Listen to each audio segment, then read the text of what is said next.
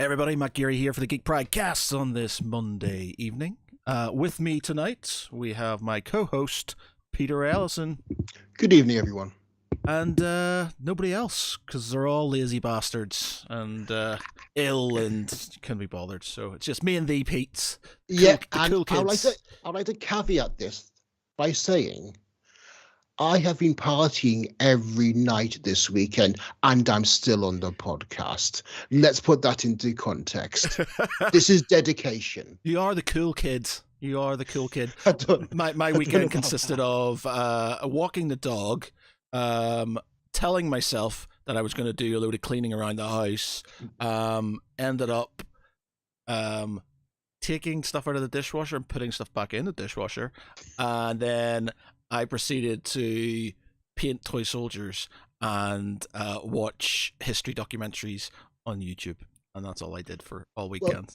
You have been dealing with your Grace pile of shame. Yes, the pile So of that shame. is somewhat of an achievement. Yeah, well, that's it. I'm trying not to buy extra things to the pile of shame. I'm trying to sell stuff at this moment in time. So I've sold a load of stuff recently. Oh, nice. I'm trying to get rid of loads of things, so I'm trying to be brutal with myself. As much as you can probably see, there's piles of stuff behind me right now, and that's because I've literally just put loads of stuff on there, and it's like, right, I'm going to try and get rid of this. And as much as it looks like I've still got loads of stuff left, which I do, I'm making my way through things that I'm not going to use and trying to sell it. Obviously, the things that are going to hurt me less first before I start moving on to things that I kind of love but probably don't need. So yeah, so there's a big pile of stuff upstairs that needs to be sold still. The annoying thing is I've got camera equipment and stuff. Like I sold some camera equipment, and I've stuff that we've used for Geek Pride. I think it's like when we went to UK Games Expo last time, and the time before that, I brought my big camera with me, and it's just like so unwieldy and stuff. And because we were using my DSLR and the thing, the sort of audio connection thing, and I was just like, that was so much easier. We did everything we need to. So I was like, I don't need this big camera. I just bought it on a whim because I thought it looked professional and stuff like that. And looking professional is one thing, but I've found especially is like portability, and just ease of setup, and not clubbing people around the head with a massive camera is a bit more professional. Yeah, exactly. So that's sort of up for sale and stuff, though it's quite an expensive camera, and people are just like, interested. So so I've got lots of things going up just so I can try and declutter my life and sort of not have as much crap going on, but there's still lots, and I'm getting to that point where there's things where I can happily let go because I'm just like, you know what, I just don't use this stuff anymore. There's no way. And then there's stuff that I'm like, I really love, but I'm like, but I don't use it, and I'm like, but I love it, and it's just like, yeah, but you don't use it. And I was like, I know, but it's gonna hurt if I get rid of it. And so it's just like, trying to fight past that point of like, I'm get rid of this. But be hard on yourself, be harsh. Yeah, so I'm just, baby steps at the minute, trying to get rid of stuff. Obviously, got to pay for electricity and things like this. It's an extravagance to have these lights on at this moment in time, Pete. Generally, I sit in the dark when I get it all the time when I'm in work, and they're all talking about me sitting in the dark, and I was like, yeah, because I'm not having the heating. There's no heating on in this house at the minute in time, and I very rarely have lights on and stuff because it's just like, I'm just like, that's money. And my electricity bill's gone up by 100%, and I'm not paying like I was paying 120 quid. I'm being pretty frivolous with electricity a year ago. I'm paying 256 quid now, and literally everything goes off all the time and stuff. So I'm just like, just mad. Yeah, and I've got look forward to a nice mortgage increase next year, which is going to be awesome. Ooh. I'm going to really look forward to that. So so selling things is keeping me afloat in a house that I probably can't afford soon. And it's just like, wow, mad. But there you go. Yeah, fun times. Yeah, first world problems for Matt. Unfortunately, I just the only thing that keeps me sort of staying is like there's a lot of people who are a lot worse off than I am and stuff. Absolutely, There's a lot of yeah. people who are absolutely fucked, who just don't have the support network that I do and stuff, and don't have things that they can sell to sort of keep themselves afloat. So Yeah. I'm very lucky. But yeah, it's grim. It's grim. Yeah, it's It's grim, grim. grim dark of the Yeah. 2022. Yeah, so I'm just sort of I fully understand my parents kicking off when I was a kid. Just like not closing Yeah. doors and not turning lights off and things like. And I was just like, oh, I don't understand. What's this big issue? It's just a light, but it all counts, man. Like I've got this. It all adds up. I've got my I've got my my little meter thing. You won't be able to see it. I was like, I've got my little meter thing, and it's like it's showing 14p at this minute in time, and I'm like, oh, that's 14p. That's a bit much. Usually, I don't get it past 7 or 8, like 7 or 8p, and I'm just like, it's at 14p now. Oof, that's a lot of money right there. Yeah, hemorrhaging money. Well, that's the way things are going. But anyway, yeah, that's why I went away this weekend. Right, so we'll talk about that. It is the title of the podcast as it is and stuff. So we had Josh down at Birmingham, Josh and Laura at Birmingham MCM, and Laura went off to Thought Bubble as well in Leeds. Yeah, she did. But you were, and as they're not here, so they can't talk about it. So you were at Sci-Fi Weekender. Yeah, in Great Yarmouth. Great Yarmouth? Great Yarmouth. Great Yarmouth.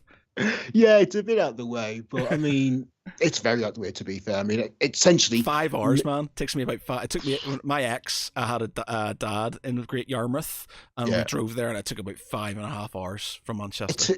It took about 4 hours from me. Basically, I just drove east, picked up my photographer PT on the way. He does photos for Geek Pride and some of my other articles, and we just kept going east. And essentially, the sat nav says, keep driving east until you've hit the sea, and then you've gone too far. I remember being in Great Yarmouth, and they had the doors, like the old houses there. They had a load of really old, like sort of medieval houses and stuff. But the doors were absolutely tiny, man. Like literally half the size of me. And I was like, I don't understand if people like were really, really short back then, or it had some sort of use or whatever. But like they were tiny doors. There's like a picture of me standing beside one, and I'm just like my arms around it like this, going whoa. Well, I say I've been in Great Yarmouth. More accurately, I was at the Vauxhall Caravan Park where Sci-Fi Weekend was held. Yep. I never actually left it. We just kind of rocked up with with food bags and, well, to be fair, drink bags and a bit of food, and got in a caravan and stayed there. Well, no, and then went to the event, stayed there for 3 days and left. We didn't actually go into Great Yarmouth, so it's. Do they not have like chalets and stuff then, or is it caravans? No, it's like static caravans and glamping and stuff like that. But I mean, it was November, well, it is November, and I was walking on in a t-shirt. It was that mild at the weekend. Now, to be fair, I mean, it's completely different today. I mean, it's like it's been grim, grey, wet, damp, chilly November. But Saturday, Friday, and it was mild. I mean, like surprisingly mild given the time of year. And I was walking around in t-shirt, and what several of us were. But yeah. But the caravans were fine. They were heated. They were kind of modern static caravans and very comfortable. And yeah, you could easily kind of go back to your caravan when you're ready, chill out for an hour or so, and then rock back in and go back to Sci-Fi Weekend. Has it always been in Great Yarmouth, or was it? No. It's before that, it was in Llywelyn in North Wales, and prior to that, it dotted around a few other holiday parks. And like I say, around that time, it was originally SFX Weekender when it was partnered with SFX Magazine. SFX didn't want to continue with it anymore, and then so the organizer said, well, it seems very successful, let's keep it going, but call it Sci-Fi Weekender. And so it was in Fweli in North Wales for several years before the the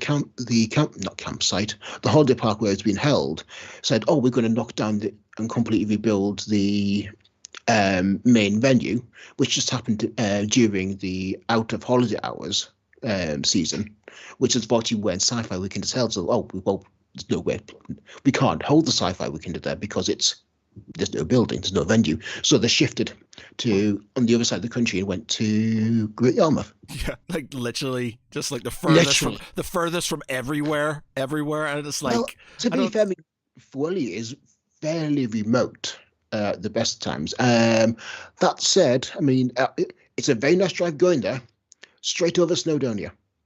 Lovely drive. The caveat to that is you never actually take the same journey because it's just there's so many different roads across Snowdonia. You just end up going random routes and seeing different parts of Snowdonia. But it's a nice drive. Yeah, on wheels is very nice. But yeah, so okay, so oh god, started to kick off. Always. He's silent, doesn't do anything. Was lying down there, that he's happy enough, and then as soon as I get on the microphone, he's like, you can hear my voice. Yeah, I want outside. Okay, so give a quick sort of rundown of Sci-Fi Weekender while I go and let my dog out.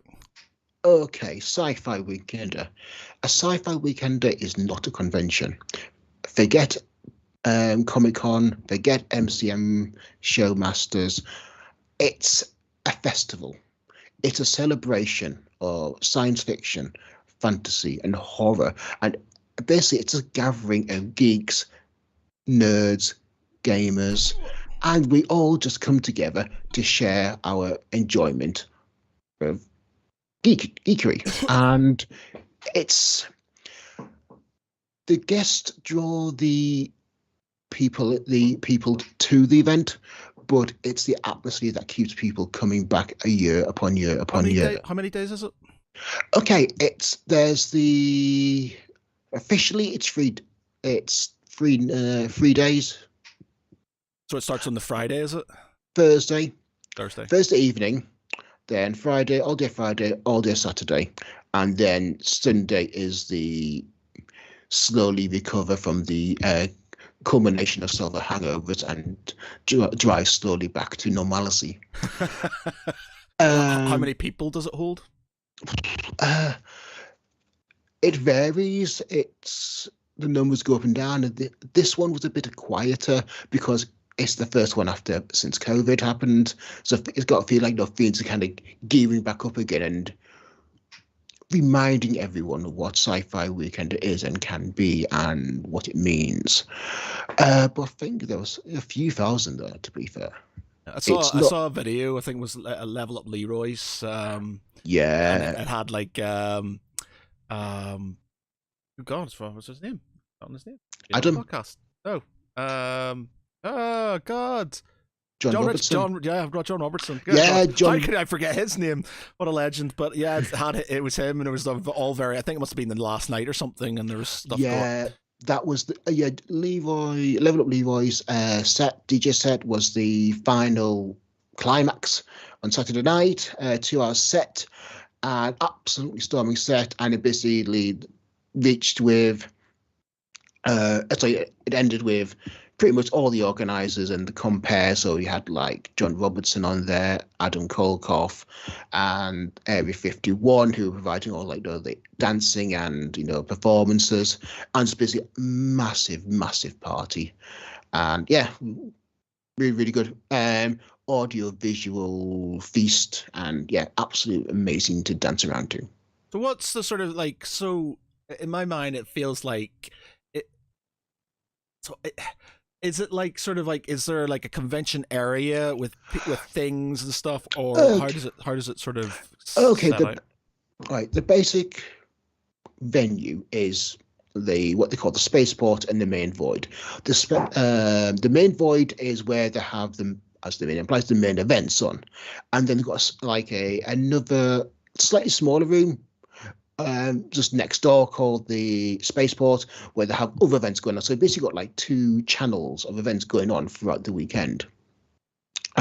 Alongside that, you got various events going on around the area. It's like, and you got like people walking in about in like cosplay, and it's a lot going on. If you stay in the Spaceport, the main void, you tend to miss things going on. You need to explore it and just find these random gatherings that suddenly pop up and start talking. I think there's also been in past there's various cafe clutches in another room as well, and they've had like a gaming room also in another room. So there's loads of stuff going on. You just need to explore and find it all. And like I said, that continues like about 11 till about 6. You kind of got the sort of normal convention stuff like panels, interviews, workshops every now and then. I mean, in the past, I've had Tap of Alliance, Artifacts doing a cosplay workshop, and then it shuts down for about a couple of hours.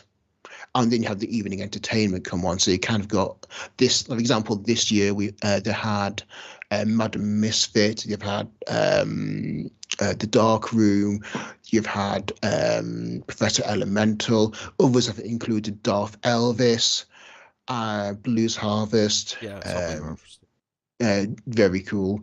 Jolly Boat, pirate band. And yes, I've got just loads of random stuff going on, but it's never just a band. It's always something that has a very geek theme to it. And like I say, that's why I say it's more than a convention. It's not a convention, it's a festival, because it's just one big party, or people have come to call it Space Butlins. The only thing I can sort of like I kind of went to Kerrang Fest in what would it have been in Pontins in Wales? Is it Pontins in Wales? I think they had sort of like where you had sort of like you had your gigs and then you just had like there was like just drinking and partying afterwards. Or conversely, if we're going for the nerdy side of things, Katsucon, which was in is it Katsuko? Is it Kit or Kitakon? I can't remember. It's one or the other. One's an American, one's over here. Yeah. Whatever that one is, I'm gonna have to Google it now. But they have it in the Hilton in Birmingham. Okay. And they used to have it every year, and I've not heard it in the state. I think it's the Katsucon is no, that's the one in DC. Katsucon is the big one. So it must be Kitakon. Kitakon. Let me see. 22.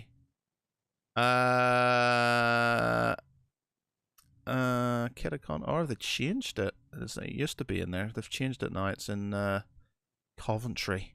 But yeah, I think that used to be in the Hilton. I went there once, and it was very much a case of I went, and I don't even think I had a pass. I just went to the hotel, got a hotel room, and then just everybody was in the lobby and in the swimming pool and stuff, and I just got drunk with everybody, and then they had this sort of like party thing going on in another thing, so you just kind of went in there, had a party and drank and stuff. So I don't even think I went into the convention. I didn't even try to get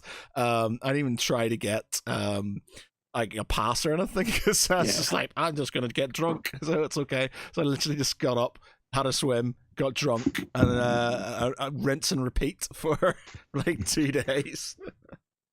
Sounds good. Yeah, it's a bit like that. Sounds a bit like Sci-Fi Weekender. I mean, and yeah, it's just really welcoming atmosphere. It's just like everyone's there to have fun because they're all geeks, and we just enjoy, geekery and dressing up and partying. And what did you go as, Pete? Yeah, I went to Zaphod Beeblebrox. So yes, I had a lot of fun as that, bouncing around with a second head and a third arm, which I found out also gets you very hot very quickly. And therefore I need to drink a lot. And it's the old school one, it's not the new one, it's the old school there was no film. There wasn't a film. Yeah. We do not talk about the film. Did you not like the film? Really? No. I thought it was possible. Douglas Adams Hitchhiker's Guide to the Galaxy is very wordy. It's very verbose, Yeah. and that's the nature. It's the way of the writing, and the film kind of really condensed down the dialogue to point of it not being Douglas Adams, if that makes any sense. It just felt, it just didn't feel Douglas Adamsy, Yeah. and I Sorry, carry on. it just, yeah, it just didn't work for me. I mean, I get this is where, the future of Hitchhiker's Guide to the Galaxy will be like reimaginings, but to me the original is just so precious to me. Yeah, I've got a lot of fond memories when we were, when we were kids and stuff. It used to be something that, like, I remember. There's certain things I remember very vividly growing up, and Hitchhiker's Guide to the Galaxy, watching that with my family was one of them. Another one was Tripods. Tripods was another one, that the Tripod series that was on. And there's a few things that they really stand out. Hitchhiker's Guide to the Galaxy was one of those that really sort of loved. For me, it was the book, because that was the book that got me into science fiction. And also I found the radio plays, complete set of them, and I've been listening to them, and they're just a joy to listen to. There was some extra stuff actually, because they did some sequel stuff, didn't they? Because I was listening to that on the radio. Yeah, they did some of that, and again, it was good. It is, Hitchhiker in the truest sense of the word, and even my kids like listened to it as well and enjoyed it. But there's something about the original season of Hitchhiker that was just perfection. Yeah. It's the narration. It was the narration and the exactly, it's the narration and the little sort of kind of graphics and stuff that they used to have. It was just And this was before CGI as well. Yeah. Someone hand drew all that. Yeah. But people recognized it, had the photo taken of it, and it was just a really fun time. And I mean, that was just for the evenings. I mean, during the daytimes, I was just sorry, dude. My dog has been an absolute asshole a minute, right? So basically, this time of the month, he doesn't have his period, but this time of the year in December, he wants to be outside a lot because his hormones are going, and he wants to be sort of kind of, one, to be able to sort of kind of sniff out girl dogs, and two, sort of protect the area and stuff. So he's in and out all the time because he's a fair weather dog though as well. He's meant to be a mountain dog. He's meant to sit in the plains and sit out in the cold weather and stuff. But as soon as there's any precipitation, he's just like, nope, I'm in. So I've just let him out. I'm literally 5 minutes ago, and now he's barking to come back in. He's worse than the cat. So give me 1 minute. Carry on talking about it. Okay, well, let's just say I can relate to the dog because I am a fair weather person. I did not do the cold. I did not do the wet. And I mean, I bike 3 times a week. Then I saw it was grey, misty, damp, and I thought, not today. I'm still fucked after Sci-Fi Weekender. It's warm inside, and I'm just not going to cycle anywhere today. I'm just going to get some work done and write up my review of the event.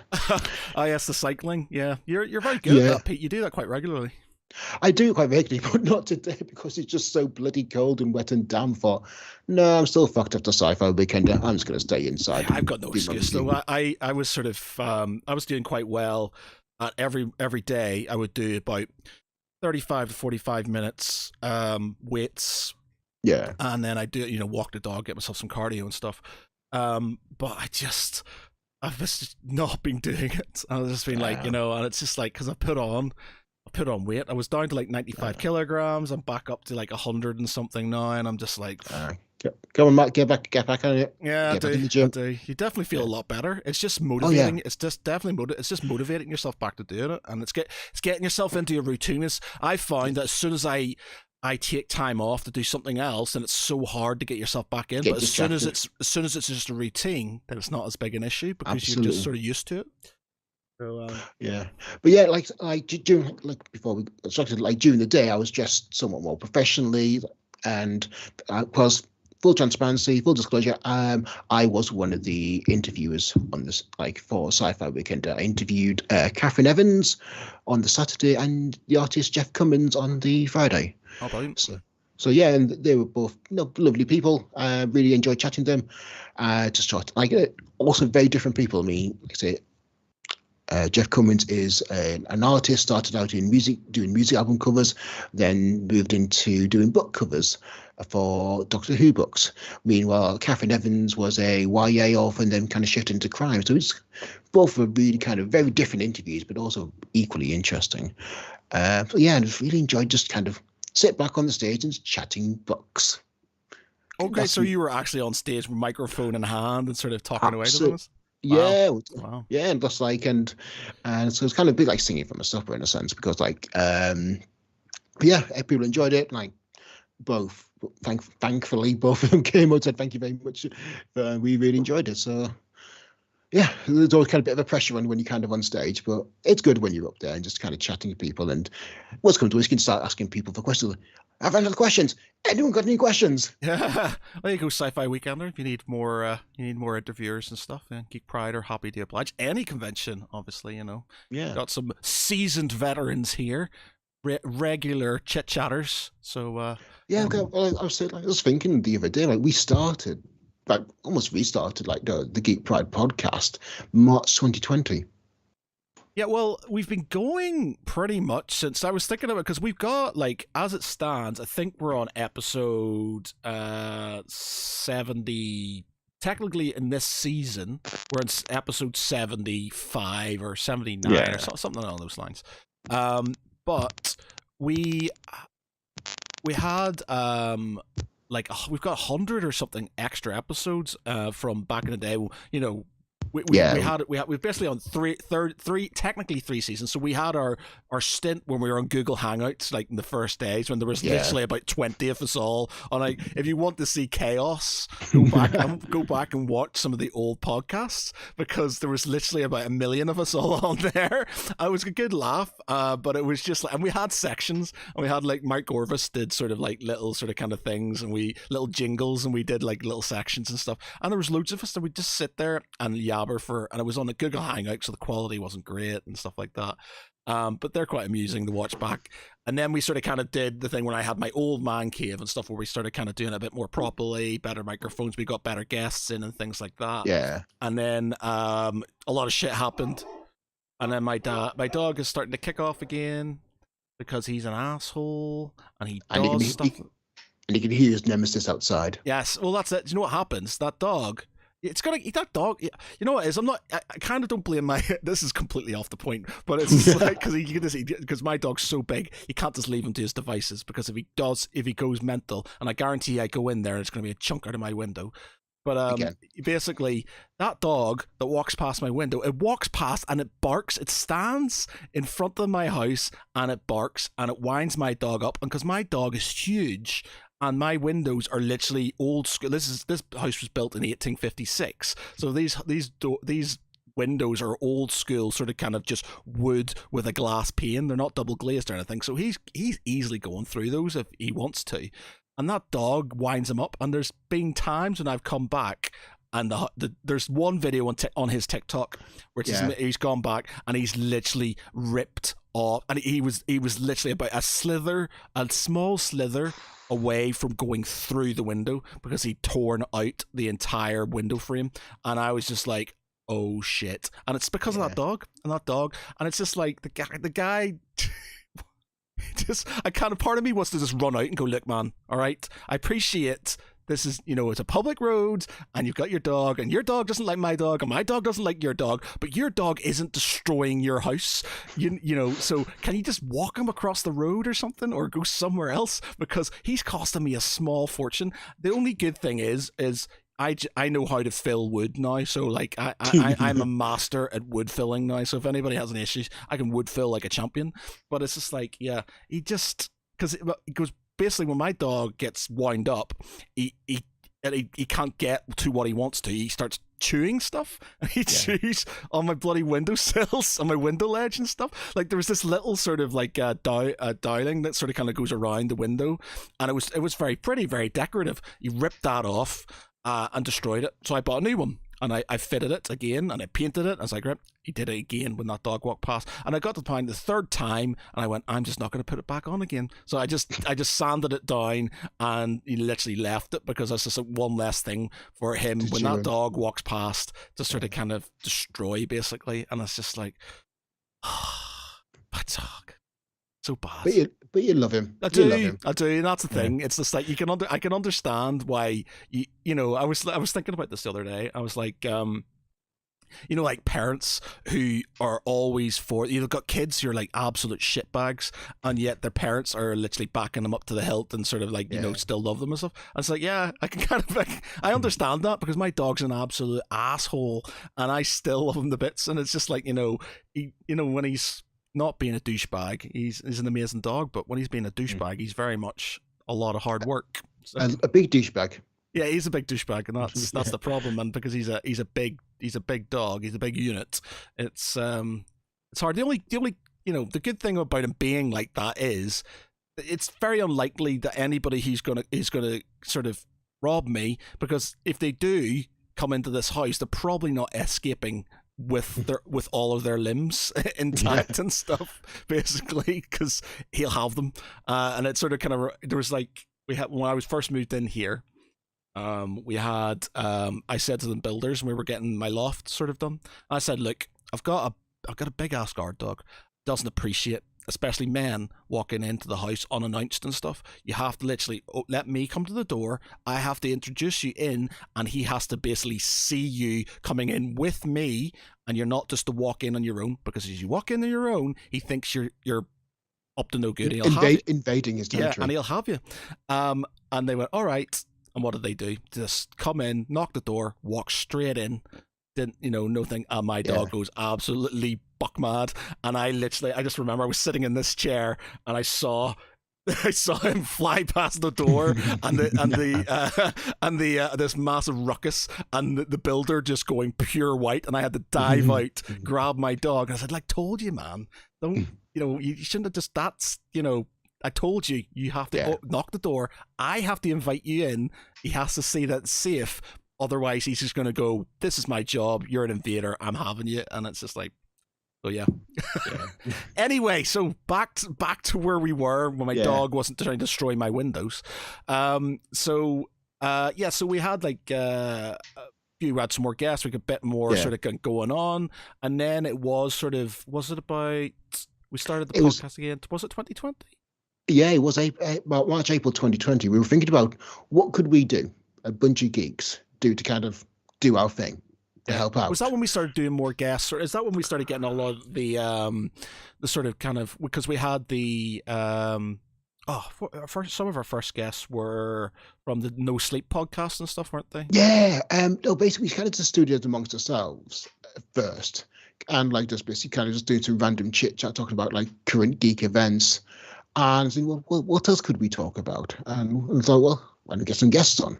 So kind of started inviting various guests onto the podcast and just to talk to them. And it sort of just ballooned and just kept like momentum kept going on from there. So we've been doing this about 2.5 years. Well, we'll be doing it. And this guy in this guy. So Geek Pride is, we were born in like August of 2013. I'd say, possibly August 2012, 2013. 2012. Yeah, so we are 10 years old as an entity. I joined a year later.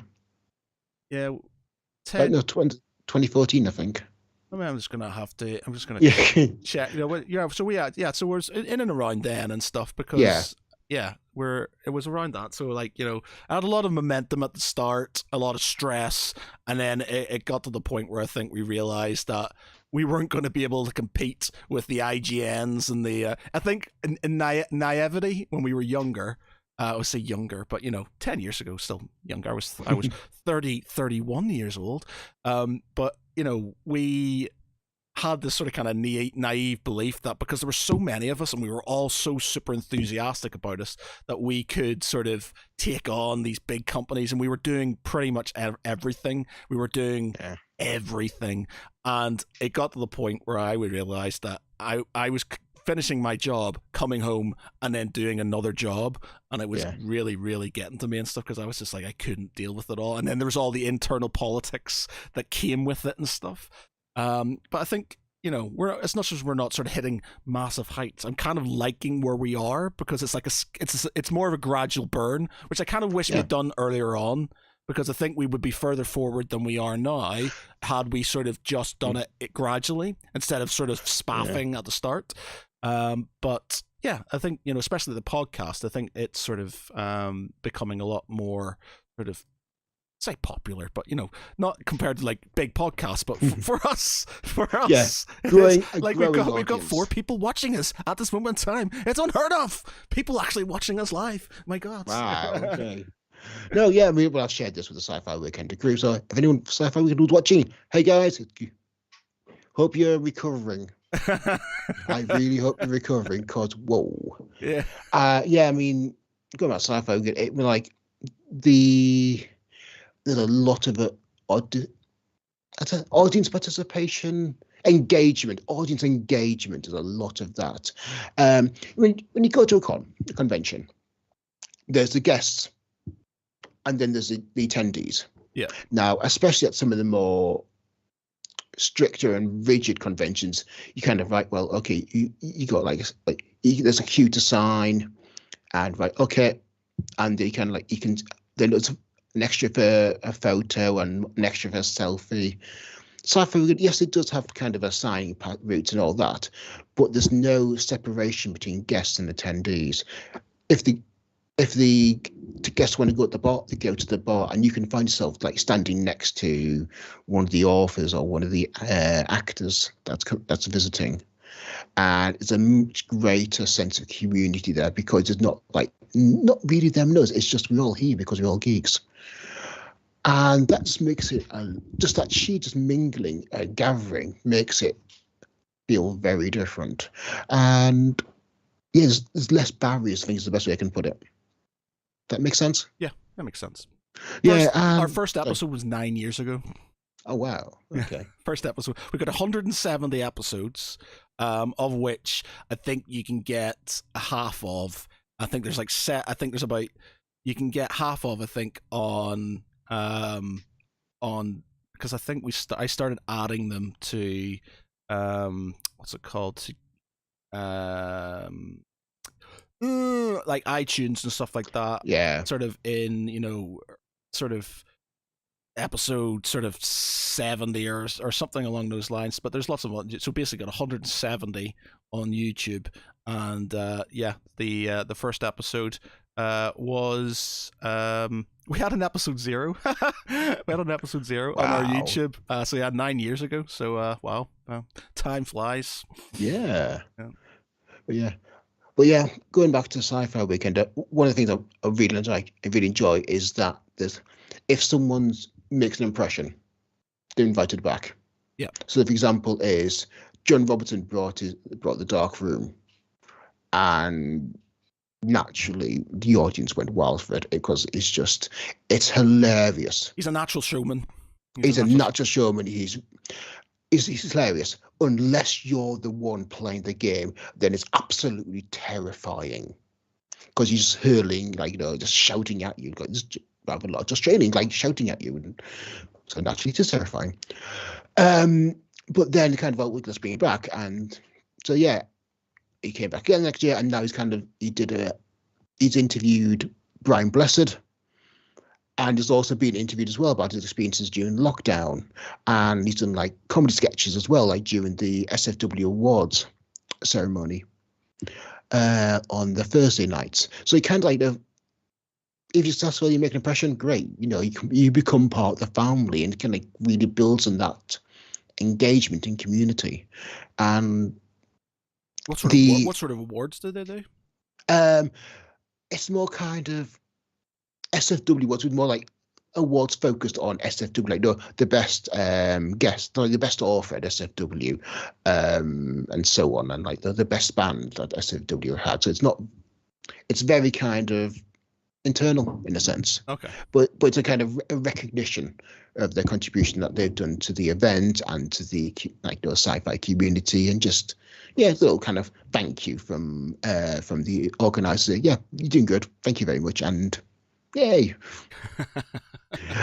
And yeah, it's been that's been like let's see. I couldn't make the awards this year because I had to take Kaylee, my wife, to an award ceremony herself. Oh, okay. And so yes, I was taking Kaylee that, and then Friday morning, got the kids to school, kissed my wife goodbye, said, right, I'm off to Sci-Fi Weekend, bye bye, and busy drew over as fast as league as possible, in no way breaking the law or the sound barrier, and picked up PT and just kept going.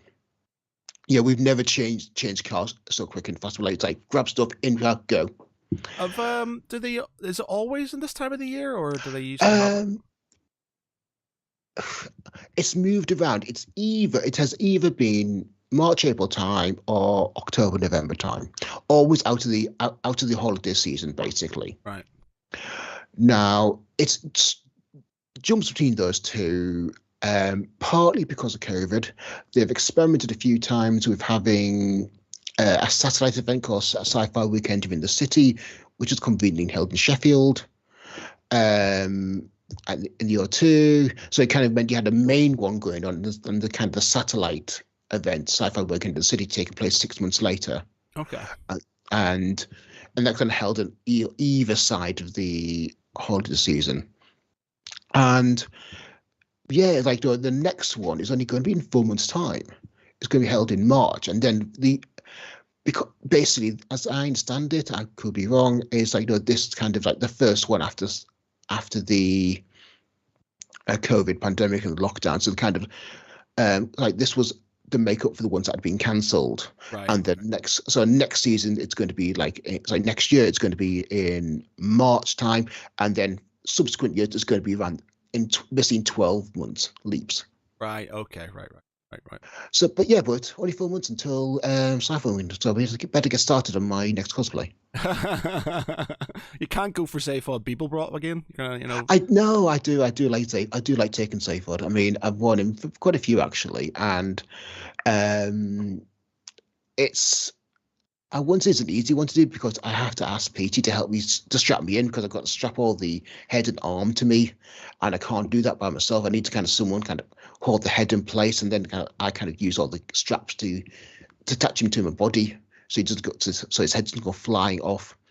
And also, it's a unique. I've not seen other people at least that many people doing a Zaphod. I've seen a few for prefects and a Arthur Dent, but yeah, well, they're your go-to sort of Hitchhiker Guide to the Galaxy sort of characters, aren't they? You don't sort of nobody does Zaphod. But, exactly, I do Zaphod. I'm Zaphod. Yeah, but yeah, it's I'm trying to think what else has been going. It's really good. It's really, really good. It was good to be back. Like I say, it was a bit smaller than usual, maybe smaller scale, but still the same scope and still the same atmosphere. And it was just great to see everybody again. I mean, there's a distinct sense of family. yeah. Aside from amongst like kind of the regular goers, and basically everyone's going. The Friday, everyone's going up to each other, going, "I've not seen you since before the plague." And a lot of hugging, a lot of hugging going on, just kind of like people being glad to see each other because it had been 3 years since we'd seen each other. I don't think I've been to sort of like obviously we've been to UK Games Expo. We had this year, and I went just before we went to the one before lockdown. But apart from that, I used to go to like conventions all the time, but I honestly don't think I've been to one where I've stayed nights and got absolutely smashed since San Diego Comic-Con, I think. Wow.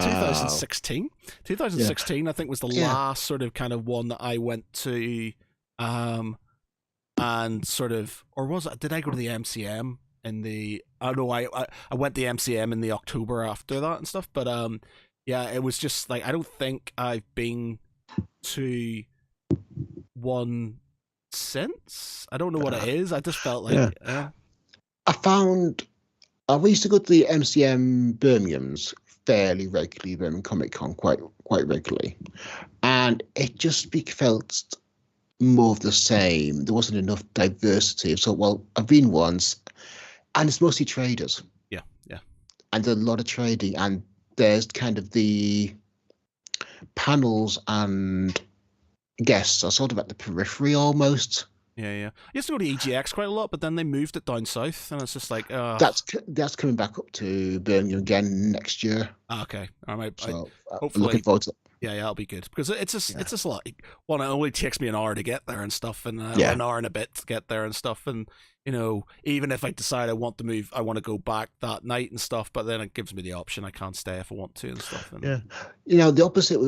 It's the opposite Sci-Fi Weekender.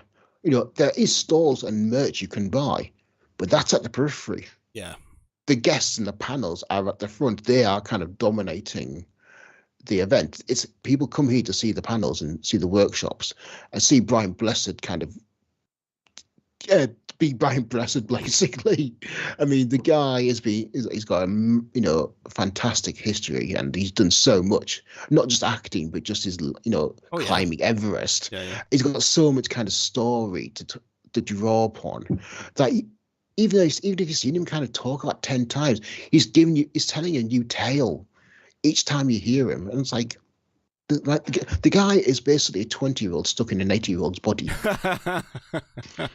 And he's just so much energy and enthusiasm that he's just such a natural raconteur. You can just listen to him and just be endlessly entertained. Well, that's it. It's like the one like don't get me wrong, I don't mind MCM and stuff like that, but I went more for the afterwards and the sort of kind of the people and the sort of like enjoying yourself afterwards and stuff. And it's like what I found is conventions like that were just people selling stuff, and it was more there wasn't really experience. It was more like cosplay, watching the cosplay, and then it was just pop figures everywhere and stuff like that. And it's just like, once you've seen, the problem when you go to these sort of generic conventions is once you've seen one, you've seen them all, and the stalls are all the same, and they've been the same for years. And you do get the odd ones where you find some, pretty cool stuff, but in general, it's just an exception. Yeah, it's the same thing. Whereas like UK Games Expo and things like that, whereas like it's as much as they're showing off their game. Now there is stalls and you can buy stuff and stuff, but it seems like it changes every year because obviously the games and everything are changing and stuff. So there's a lot of change. So I enjoy that a lot more because it changes every year. There's something different every year. I think you'll get if you go for the entertainment and the party atmosphere, then you would love Sci-Fi Weekender because that's it. That's basically the Sci-Fi focus on community and engagement and atmosphere, and it has that in spades. It's all about selling stuff. You've paid your ticket to get in, therefore you're here.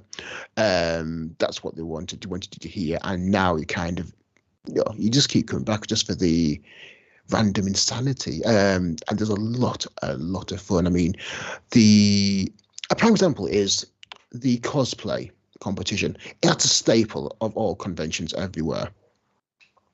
Now, the difference is with Sci-Fi Weekend, though,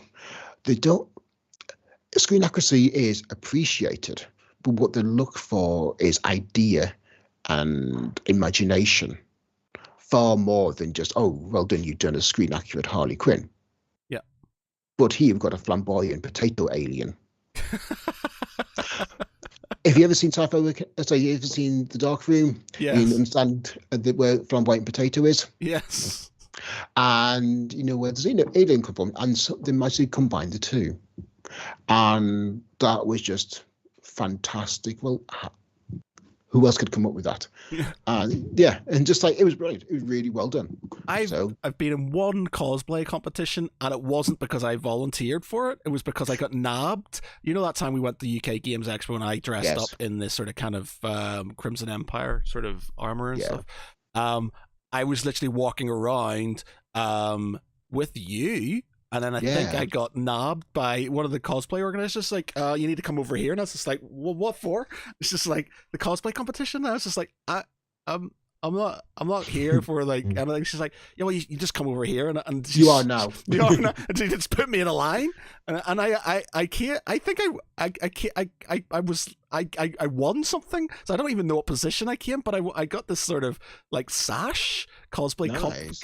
sash thing, and I got like a signed print, an art print and stuff, so I came somewhere in it and stuff, and I never saw the photographs. There was people taking photographs, I never saw them. But so I just literally got grabbed after walking around with you. Right, you're in this line. Stand here. Let somebody take some photographs of you and stuff. And yeah, that was really bizarre. It was unintentional. Oh, yeah. The first time I cosplayed was at Sci-Fi Weekend, and that was also the first time I took part in a competition, a cosplay competition. And at the time, I was writing an article about cosplay, the nature of cosplay, for the Guardian. And I thought, well, if we're going to write about it, I may as well do it. So I cosplayed as well my favorite character, Scifi Brox. Okay. And I thought, well, if I'm going to write about, because I may as well write about a cosplay competition. So I entered myself, and I got through to I got through the clearing where they kind of like did the initial, well, we like you, we don't like you, we like you, we like you. Yes, they got down to the last 15, and so I was chuffed I got down to the last 15. I didn't win, but I didn't expect to win because it was a very ropey version 1.0 of the Zaphod costume. We're talking like the head wasn't fixed that properly because we tried gluing the head into the neck hole of a second neck hole of the jumper rather than actually attaching the head to my body. So it got a bit like floppy. Maybe it was nervous. Yeah. It felt a bit shy, Hands a bit cold at the time as well. And so yeah, I mean, it was a fun experience, a lot of fun. Would I do it again? Probably not, because I'm not that competitive personally. I just enjoyed dressing up as one of my favorite characters, and I still do, which for a 47-year-old proves I still have yet to grow up. I think you get to a certain age and then you just stop there, and then you're like, because I don't feel like I'm 41. Yeah. I don't feel like I'm 41, to be honest. That's sort of, you still act like a child sometimes, so you just. Yeah, well, I mean, I think as several people say, like, the age is only a number. I mean, it's what you do and how you do. That's what matters. I mean, it's just like be yourself. Don't try to be a number. Thinking, like I've hit 40. Well, that's it now. No more clubbing. No more parties for me. I'm going to be kind of sit back with the Horlicks and read books and gardening. No, it doesn't have to be. Really doesn't. It's just. Yeah, I mean, do what you want, do what makes you happy, and makes you happy also to enrich your life. And I'm pretty certain I'd love to find out the average age at a sci-fi weekender and compare that with the average age of a typical like MCM or Showmasters Comic Con, because I'm pretty confident it would be, I wouldn't say significantly higher, but a bit higher at Sci-Fi Weekender. Yeah, I get that impression. It's definitely for the older generation. Yeah, where the less kind of, I don't know, it's just a different, maybe sensibility, maybe perspective, outlook. I don't know. I'm not a psychologist, but it just feels different. I mean, like, it's just got very broad age. I mean, there were families there. Like, a family from Belgium came all the way to Great Yarmouth just for Sci-Fi. That's an epic, and brought their children. Wow. Okay. Wow. So that gives you an indication of their of the reach it has and the appeal it has. Yeah. And yeah, good on them. Yeah, it was great. It's great that and it's just such a wonderful event. I mean, and the kids will. I mean, people engage with the children as well. That's what makes it. They weren't like, oh, what are you doing here? It was just like there was a little child in a baby walker, which had been made to look like the bottom half of a Dalek. And this kid was like pushing it around, like walking inside and pushing it around. It was the cutest ever Dalek I've ever seen. Family cosplays. I love when they bring, and they all sort of have like they all match. They're all something from the same sort of franchise and stuff. I love it. I think it's such a good idea. Yeah, and really is. I mean, one of my ambitions was to kind of do the whole Lord of Arms from Aliens, and like put one of my kids when they were much younger, Yeah. in like sort of what do you call it, like a harness, carry harness, and then kind of build the Lord of Arms around me and have sort of like the one of my kids as Ripley. I never got around to it because it was a massive, massive construction. But it's just like, God damn it, I wish I had done. Yeah, yeah, yeah. I've been thinking for this for years. Like, Mark, were you around when you would have been around when we did the what's it, what's it, the board gaming day, tabletop gaming day. Yes, but I wasn't there for Yeah, it. yeah. So we did tabletop gaming day many years back, and we did it in TV 21's, what is now, or I think it's called Pop 21's now or something, but TV 21's, that was TV 21's in Manchester. Yeah, That was awesome. Such a good. I'd love to do something like that again, where we did it for free. People could come in for free. We paid for it with this. I don't even actually. Yeah, I think I paid for it, but it is literally just sort of, you could get in for free. We had a load of people who came down for board games and stuff. We had yeah. like a tombola and stuff. A tombola where we got prizes and things. I think we even gave all that money to charity and stuff. That's because Oh wow. we're awesome like that. But yeah, so we did it for free. So we had loads of families, and I think our claim to fame is that before we did that, we literally got pushed down into the room. We had the room downstairs, and Yeah. as much as it was like a pop culture sort of kind of bar, we were told, nerds, go downstairs. You're sort of kind of in this sort of like the room where you are and stuff. But we got so busy that people started bringing their card games and stuff upstairs Oh wow. into the bar, because we were like so busy. Like, people were coming into the bar and starting, and they told us they couldn't be there. These people need to be downstairs because this isn't a part of the event and stuff. I was like, we're really busy, and it's like, obviously these people are buying food, they're buying drinks and stuff, and Yeah. you should let them play and stuff. And they had a bit of a moan at us about it and stuff, and then we're like, okay, well, we'll try our best to keep people downstairs, but obviously, Yeah. if they're upstairs, they're upstairs. And then, like, I hadn't been in after that. It was really successful. It was really good. Had a good time, and then hadn't been in for a while. And then they started organizing their own board game nights and stuff, where people would come Right. in and stuff, where they were allowed upstairs and they could eat and they could play board games and things like that. And I was like, that's because they've seen that. They've realized that they could have made money off that instead of sort of giving us grief. They've got to pinch their idea. But Oh yeah. yeah. So Inspired by. yeah, I'd love to do something like that again. Nothing too massive, because I know how stressful conventions can be and stuff. But I'd love Yeah. to do a small little sort of kind of thing like that, where you just sort of slightly family orientated, so people can come down, play some board games, and sort of enjoy themselves. So that would be quite cool. Yeah, it would be. I mean, like, we have the games, to be fair. Yes, we do. Yeah, we have games, Matt. We have lots of games. Yeah, lots And of games. and also, Matt, it would be a reason to keep some of them. Yes, that's very true. And I'm sure we get lots of people, because we got loads of volunteers to help us out and stuff. Yeah. It's lots of stuff, and I'm sure some of the old hands who we haven't seen for a while would no doubt come back to help out and stuff. So yeah, I think it's something to think about going forward at some point in time, when we're slightly bit more organized. But yeah, I'd love to do that again. That would be good. Yeah. So yeah, I mean, also, speaking of charity streams, John Robertson was telling me that he's got an upcoming 50-hour live stream. How do people do that sort of thing, man? Like, is he gonna sleep on the stream? Is there gonna be no No. sleep at all? No Because- sleep. So we are talking sleep deprivation levels here. So he just And- wants to go absolutely nuts. Well, yeah, I think the best way can be the best way to put it. He basically just goes, and John, like, no, he just keeps going and going and going. It's like second nature for him.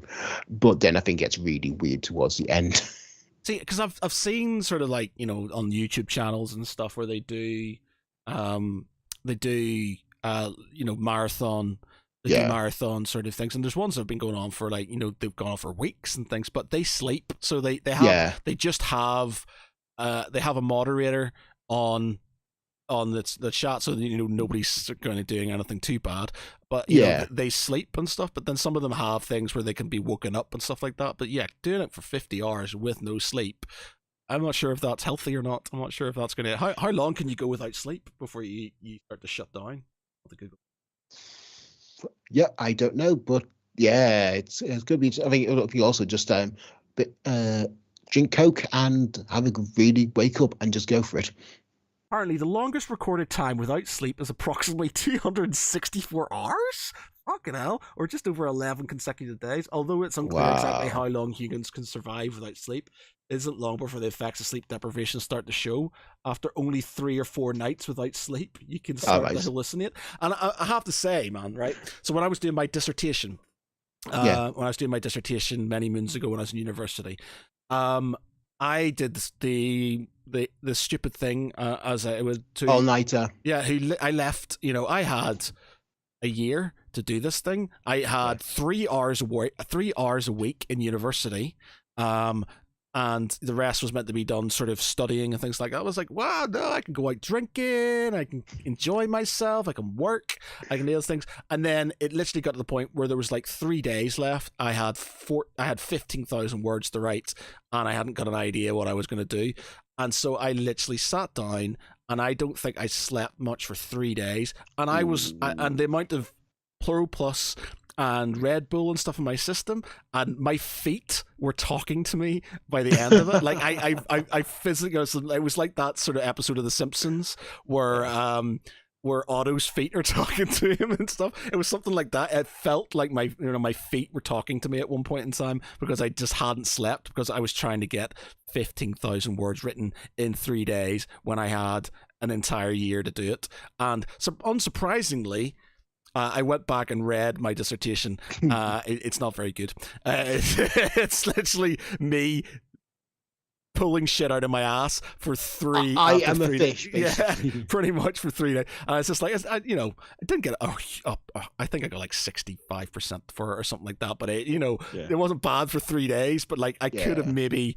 And to be honest, the annoying thing is, had I made the effort and done it properly, instead of getting the 2-2 that I got, I would have got a 2-1, because I only needed a few more points to kind of push me over. And that was very much because I did not do my dissertation. I didn't, to be honest. I feel like it was awesome because I met a lot of cool people, I did a lot of cool stuff, but I didn't embrace the studying side of things, academic side of it. Because I enjoy, I like military history, because I liked it. I felt like I could just sort of wing it and stuff. Yeah. And I kind of now, there's times when I'm sitting here reading things and I'm writing articles or things like that, and I wish I'd sort of maybe spent a bit more time actually doing the academic side of things, because I have some of my friends. One of my friends he's a PhD, and he did the same course as me and stuff. He sort of he went on to teach kids within the military history side of things within Salford University and stuff. And you still had yet to learn. The only true knowledge is knowing that you know nothing. Yes. It's like it's only, I guess, in the last sort of 10 years where I've realized it's just like, should have been a bit more proactive with things like that. But hindsight is 2020. Yeah, that's exactly that. So it's just one of those things. But so don't I don't regret it, because I had a great time. Most expensive holiday I've ever had. I'm still paying for it now, but it was an experience. It was an experience. It's a small village boy coming from a small village in Northern Ireland all the way over to Manchester and stuff. To Manchester with the Irish accent. Force. And I didn't realize that worked. I remember I remember cottoning on how the Irish accent worked, because in my mind, I'm going over. Yeah, I don't think I've got an accent. I'm just talking how I talk. And as much as other people sound different, I didn't sort of, you're young, you're not sort of clicking, you're not clicking. And so I'm sitting there talking away. And then I just remember I was in Jilly's Rock World or something like that. Yeah. And Jill was in Jilly's Rock World. And I was talking away to this girl, and she's like, say hi. And I was like, what? And she's like, say now. And I was like, what? And then she's just like, say hi now, Brian Kai. And I was just like, what's going on? And she's like, oh, it's your accent. I love that. And I was just like, what is this madness? And then it slowly clicked with me. I was just like, oh my God, I've got superpowers. Oh, I've got superpowers. And so I was like, oh my God, this works. And so I had this thing where I was just like, you know what? I might be like a 7, probably a 7.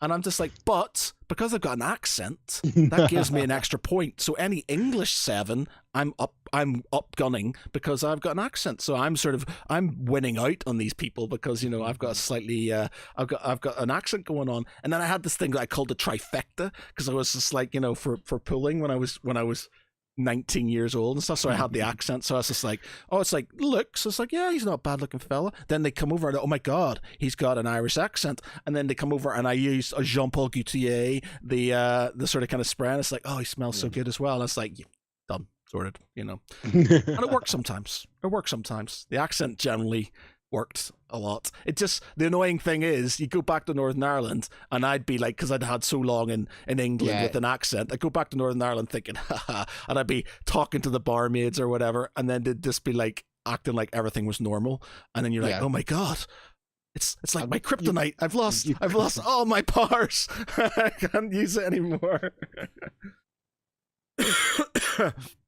Oh man. Right, okay. Before we go, we have our pop quiz. We have our pop quiz. So we'll try and do 2 each. So we got some stuff, some content. Okay. Now I've got one for you, which you probably get pretty quickly, but well, in my state, no. Yeah. Well, we'll see here. So let me just do one. So let me do stopwatch. Get that over there. Right, okay. Hitchhiker's Guide to the Galaxy. Okay. 60 seconds. Go. Are they in the books? They are in the books. Okay, do they travel on the Heart of Gold? No.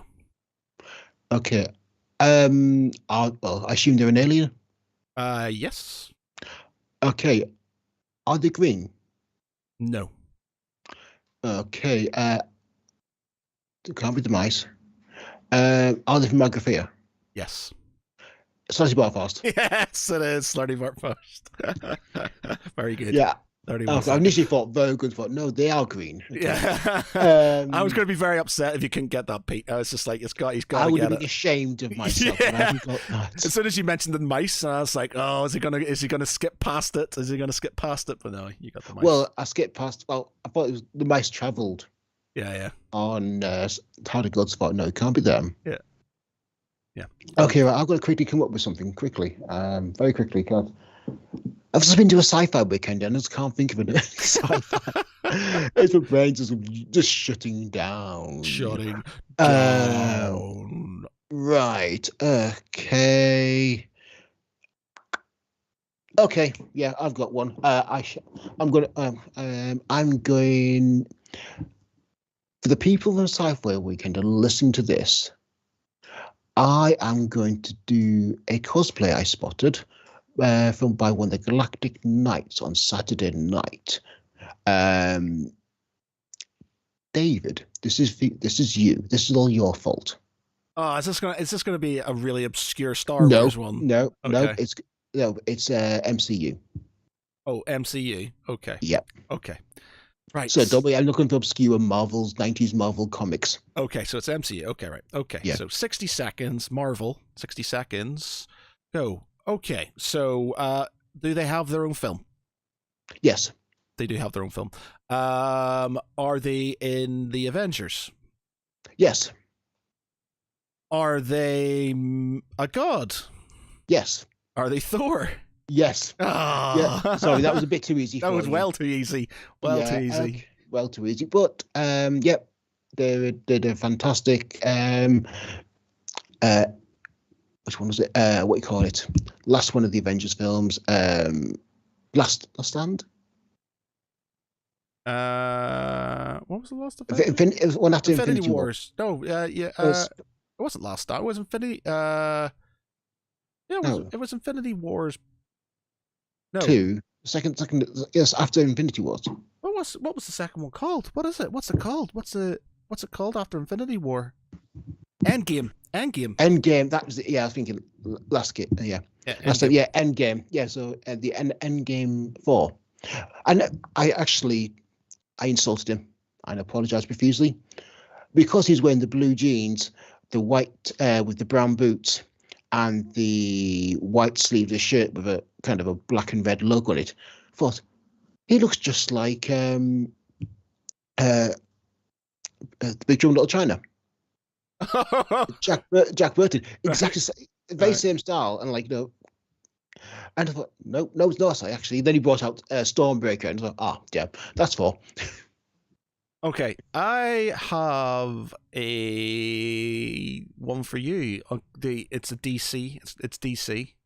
Okay.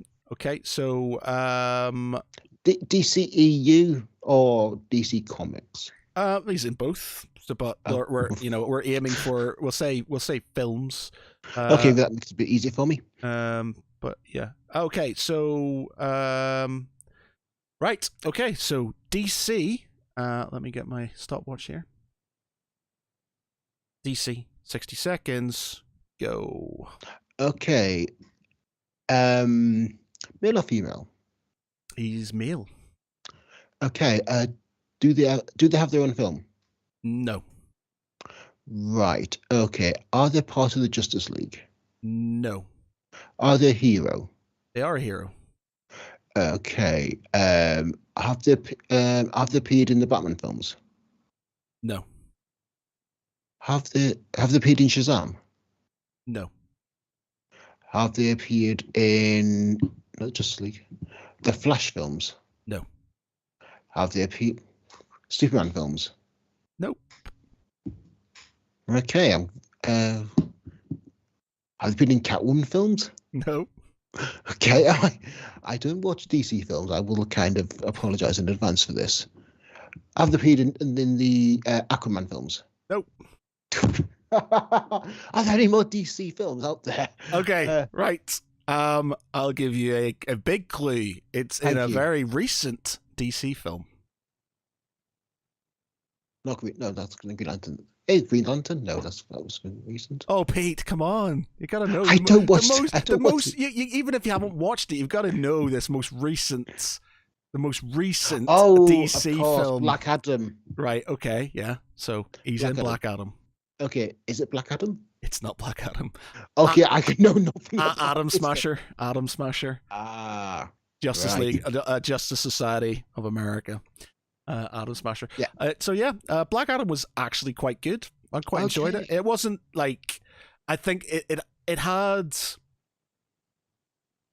its problems, but it was very amusing, and I think it was trying to be multiple films and sort of not paying off. But there was a lot of good in it, and I think it's a good staging point for what's going on. And obviously, I'd say spoiler warnings, but it's being spoiled for everybody, I think. So we all know that sort of Henry Cavill's coming back as Superman and stuff. So I'm hoping they sort of kind of, because Henry Cavill's an amazing Superman, and I'm very excited about that. So I think it's a good sort of, as long as they sort of, there's some of the sort of kind of pacing to it, and some of the like there's a darker edge to it, because Black Adam is a sort of darker superhero, antihero, yeah.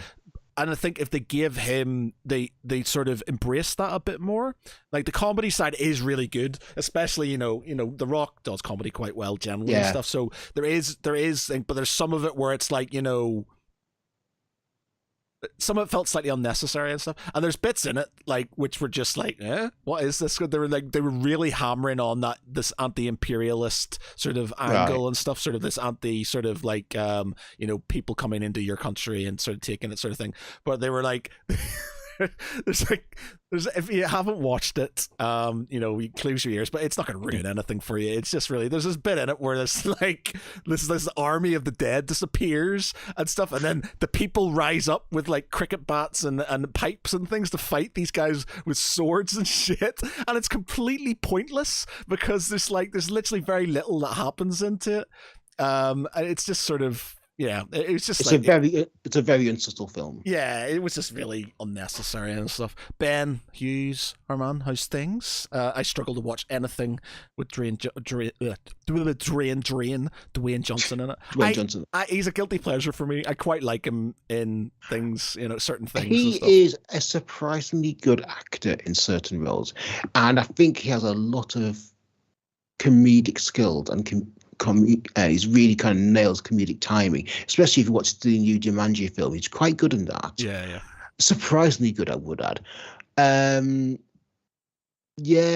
He's he's got the buddy for an action role, but the sort of comic timing that really kind of lands well in the comedic role. So I can see him in this right role. He really good in it. Yeah, I like the Fast and Furious films and stuff, like the family. That I have zero interest in him when he's not taking himself too seriously. I kind of like that. Being said, him as Black Adam, I feel like he should have maybe been a bit more edgy in it and stuff. There was sort of, because DC are very good at doing edgy stuff, as you can see from like the Joker and the Batman and stuff like that. So if they, I felt like they were trying to do a lot of different things. Pierce Brosnan's Dr. Fate was really good, but I felt, and even like Atom Smasher, really good. It has what's his name? He played the Fonz, Winkler. He's the original Atom Smasher. He lends the new guy, I can't remember his name, the suit and stuff in it. So he's got a little brief cameo in it, which is quite good. Nice. So it's I think it's a good sort of I can see why some people didn't like it, but I enjoyed it for what it was. It wasn't a car crash. It had some points where some things in it where you're just like, that's it's ridiculous, but it had some proper lol moments where you're just like laughing your ass off. It's so good, and some there was some good points, and the anti-imperialist type angle was quite good. It's just they really leaned heavy into it to the point where they were like banging on about it all the time and stuff, and I was just like, okay, we get it, it's okay, fine, right, but so. It was enjoyable, and I think it's a good staging point for the DCU, especially with James Gunn heading it at this moment in time. Yeah, so. that will be interesting to see what he does with it. Yeah. Because they need someone with a creative vision to kind of get the DCEU out of the rut it's got into, unfortunately. Yeah. I'm just so glad they got Henry Cavill back, because he's just.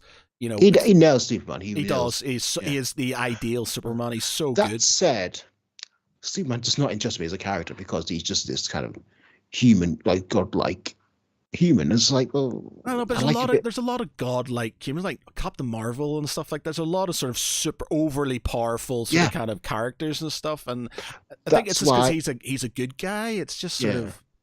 He's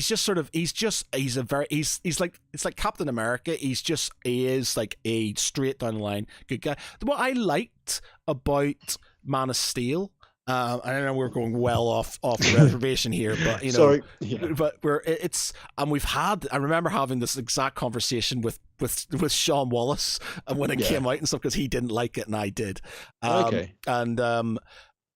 It was literally when he killed General Zod, when he killed General Zod, and I was just like, I loved it because you could tell he was just sort of like, he didn't want to do that and stuff. He was like, he had to, and it was just like, and he did it, and it was just like, I love that sort of thing. I love that sort of kind of like the conflict. Yeah, the conflict, and you could see it, and he's just you could see it and stuff, and you could tell as a sort of kind of, you can tell, I think, like Henry Cavill is as genuine as he is in these films and stuff. He's such, you can tell he's a nice guy, And it's just sort of what he's in. He's a super nerd, so everybody loves him because he's into his Warhammer and he's into sort of kind of nerdy things. He loves gaming and stuff like that. So he's literally just catnip for nerds in general. Yeah. But I'm just glad he's back as Superman and stuff. I would love to see God, what's his name? Ben Affleck back as Batman as well, but I'm not sure. I would happily take who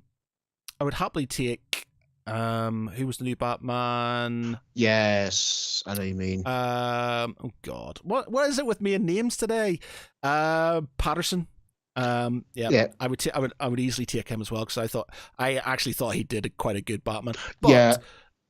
I would like to have Ben Affleck back again as well, just to give him, because if they've got James Gunn at the head, and they've got somebody who has got the first two Guardian of the Galaxy films that he did, which were great. If they've got a good direction and a good script writer and somebody who can give it good direction, they might be able to do his Batman justice, because he was a good Batman. He just wasn't given the chance to sort of kind of... He was not given the right material. Yeah, he wasn't given the right material. As the Batman, especially that fight scene where he's sort of kicking the shit out of the sort of guys in the warehouse and stuff. It's like, it's so good. And that's just like, he needs something like that. But so... I will say Robert Pattinson was very good at the Batman. And so I will say this. Laura's going to be laughing. Laura's going to be laughing her ass off at this. I was wrong about Robert Pattinson.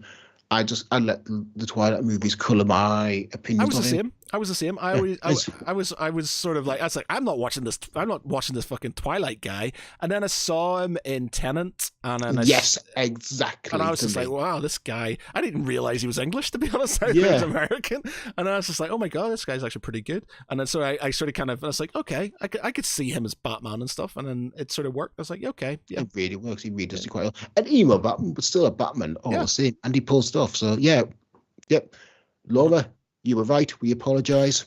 Still never watching the Twilight series. I've never watched one. I've never watched one of them. I'm not going to watch them. Limits. Yeah. All right. Okay. Oh, you need to give me one more before we go. You need to give me one. Okay.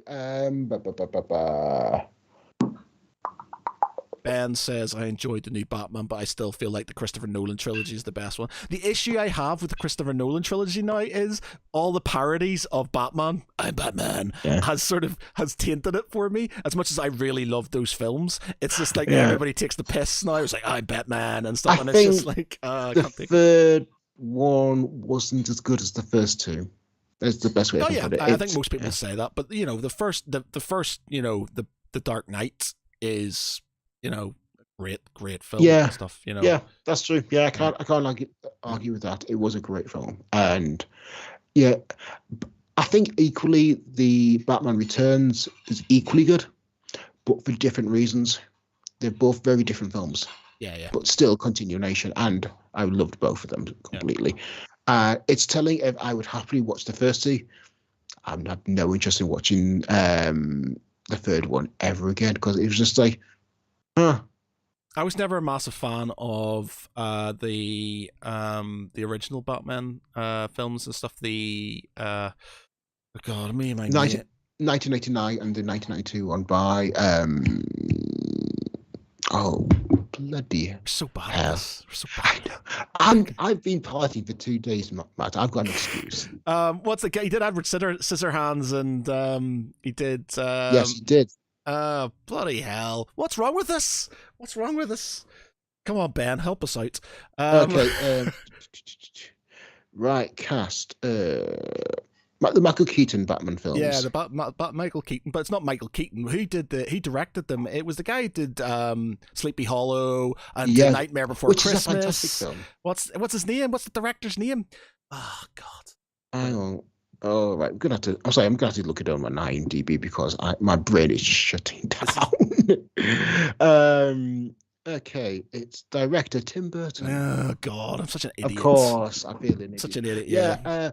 I liked the visual style of the Tim Burton films. I liked Batman Returns more than the first Batman film.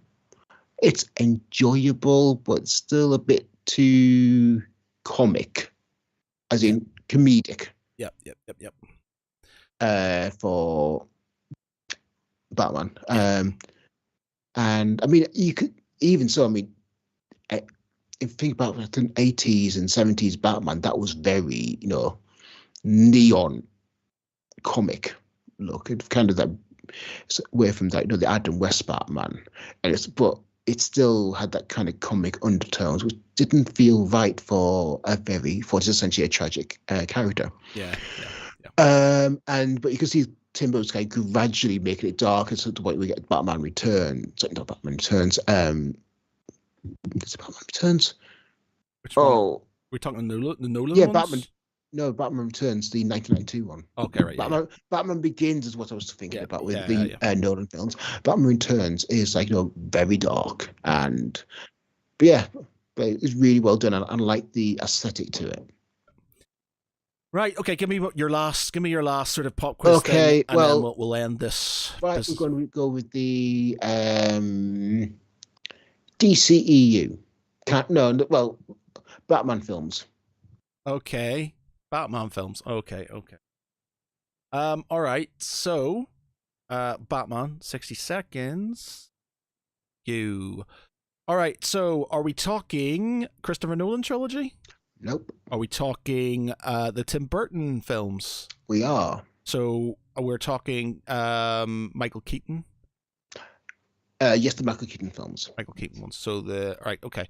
And we're talking the character and that. Okay. Are we talking the Penguin? No. Oh God. Are we talking Catwoman? Yeah.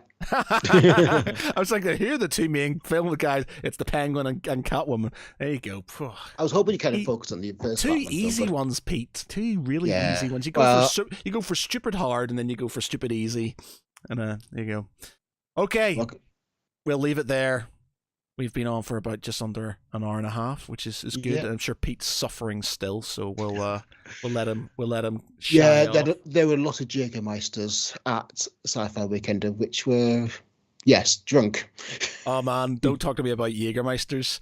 Yeah, that's bad juju for Matt and Jägermeisters. Right, okay, so I'm gonna go and check and make sure my windowsill's still in order, because I'm no doubt that he's taken a chunk out of it again after that dog's walked past. But yes, for me, I've been Matt Geary. With me tonight has been Peter Allison. Good night, everyone, and take care of each other. Thanks for watching. Night. Bye. Bye.